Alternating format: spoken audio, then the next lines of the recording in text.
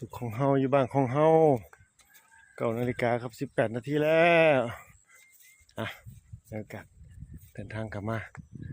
เบิ่งบ้านอีกเที่ยนึงในรอบ3 มื้อนั่งรถทัวร์กลับมาหาเมียฮักนะเพราะว่าเขาน้ำก็ยังบ่ทันแล้วดีตอนนี้ก็ถือว่ากลับลงมาเที่ยวนี้ถือว่าเรียบร้อยแล้วอันนี้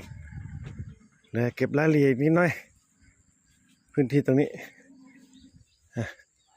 เขาเหลืออยู่80 ฟอนที่ตากไว้ทั้งหน้าเพราะว่าพื้นที่ตรงนี้เขามันลมรถบุกเกี่ยวให้ต้องใส่แรงงานคนเกี่ยวกันอยู่2 คนลูกเขยกับแม่เฒ่าบรรยากาศบ้านตอนสวยๆมานี่แบบนี้เลย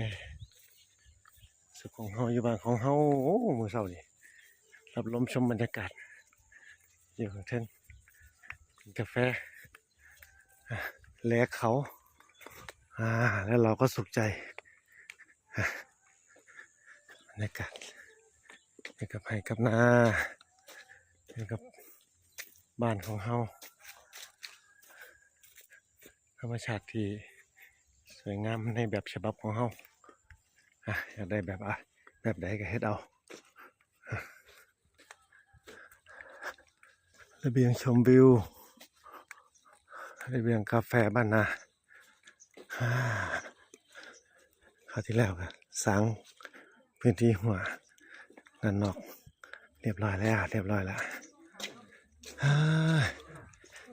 ขอท่า